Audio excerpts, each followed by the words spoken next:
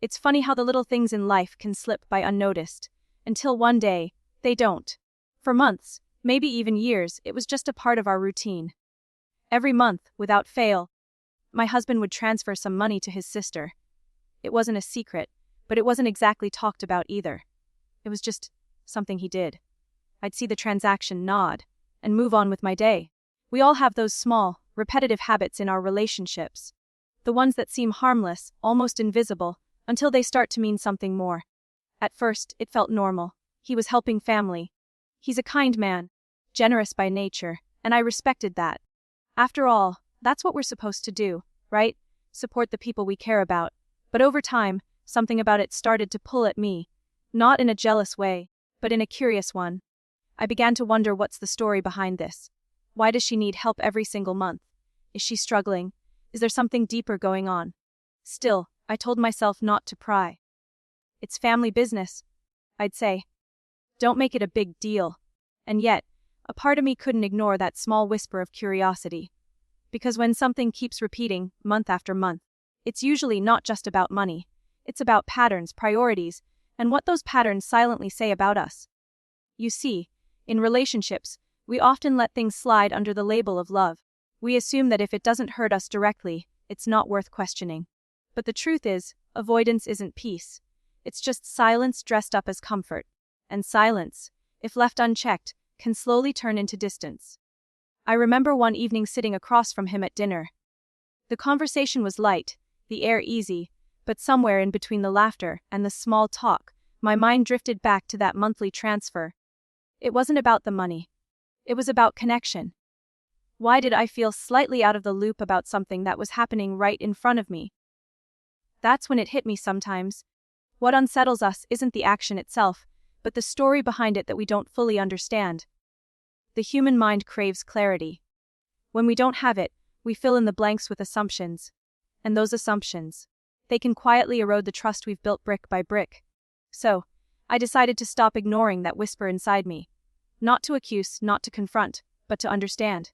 Because curiosity, when rooted in love and not suspicion, can be the doorway to truth. In that moment, I realized something powerful. What we choose to overlook today often becomes what we struggle to face tomorrow. And that's why awareness matters. It's not about control.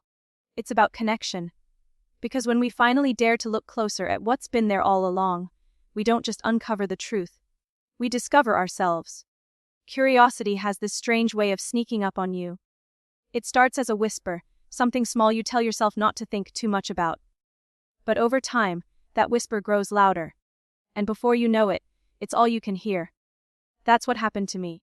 What started as a harmless question, why does he keep sending money every month, slowly turned into something I couldn't ignore anymore. I told myself, it's fine. He's just helping his sister.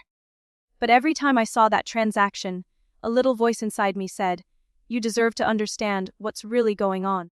And that's when I learned something powerful. Curiosity isn't jealousy. Curiosity is awareness trying to wake you up. It's that part of you that senses when something doesn't quite add up, when there's more to the story than what's being said. Now, here's the thing. Most people run from that feeling. They bury it under guilt, under excuses like, I don't want to cause drama, or, it's not my place. But ignoring what feels off doesn't protect your peace.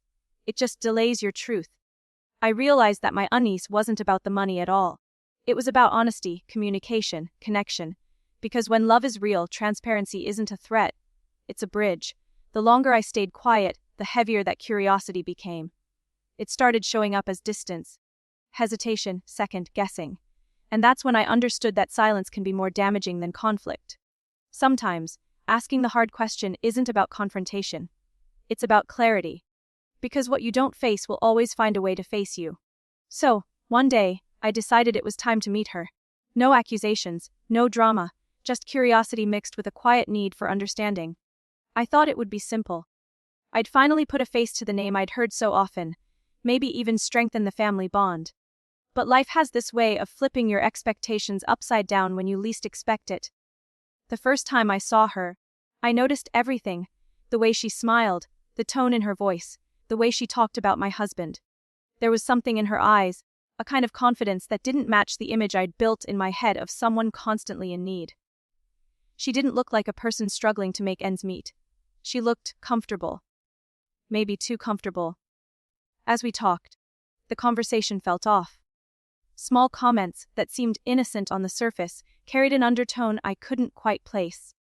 You ever have that moment when your gut tells you something's wrong, even if your mind can't explain it yet? That's what it was. My intuition started connecting dots my heart didn't want to see. Then she said something that shifted everything. She mentioned how she always knew he'd take care of her, no matter what. Not, I'm grateful. Not, I appreciate it. Just an expectation. And in that moment, I realized this wasn't about support. It was about dependency, maybe even manipulation. I walked away from that meeting seeing things differently. Sometimes the truth doesn't shout, it whispers. And when it does, you have to be brave enough to listen. Because the moment you finally see someone for who they really are, you can never unsee it. After that meeting, I couldn't stop thinking about what I'd seen. And what I'd felt. It wasn't anger, not really. It was a deep kind of disappointment. Because when someone's intentions aren't clear, trust starts to blur around the edges. I began to ask myself, why did he keep sending that money? Was it guilt? Obligation? Or was he just trying to keep the peace? And her? Was she really in need? Or had she simply learned that emotional strings can pull harder than honesty ever could? That's the thing about intentions. They define everything, even when words and actions look the same. Two people can do the exact same thing. One out of love, the other out of control. And if you don't take the time to understand the difference, you end up trapped in a story you didn't write. I realized that sometimes generosity can be twisted into guilt. What starts as compassion can quietly turn into manipulation when someone learns how to use your empathy against you. And that's not love, that's control in disguise. I had to remind myself, helping someone should never come at the cost of your peace. Real giving is rooted in freedom, not obligation. It should feel good, not heavy. When I finally spoke with my husband about it, it wasn't about blame. It was about truth. Because if you can't talk honestly about the why behind your actions, you'll never find peace in the what. That experience taught me something powerful. The truth doesn't always hurt, it heals. Because once you uncover the real intentions behind someone's actions, you stop living in confusion and start standing in clarity. And clarity, once found, changes everything. When the truth finally came out, the air in our home shifted. It wasn't explosive, but it was heavy, like the kind of silence that follows a storm. For the first time, we talked openly, really talked. Not about money, not about family, but about boundaries. You know, those invisible lines that protect love from turning into resentment. It wasn't easy. Because here's the thing, when you love someone, setting boundaries can feel like rejection. You don't want to come off as controlling or unkind. But what I learned is that boundaries aren't walls, they're clarity.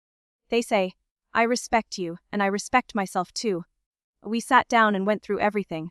The monthly transfers, the expectations, the guilt. And what surprised me most wasn't the argument. It was the understanding that came after. Once everything was in the open, the tension began to ease. Because truth, even when uncomfortable, always makes space for healing. I told him, if we're going to build a future together, it can't include secrets that divide us. And for the first time in a long time, I felt heard. We both realized that protecting our marriage meant being honest enough to face the messy parts of it. Family ties are important, but your relationship, the one you build every single day with honesty and effort, deserves protection too. Love without respect isn't sustainable, and giving without limits isn't noble, it's exhausting. That moment taught me something that changed everything. Communication isn't about who's right, it's about what's real. Because when you choose honesty over avoidance, you don't lose peace. You finally earn it. After all of it, the questions, the confrontation, the truth, I walked away changed. Not bitter, not broken, just awake.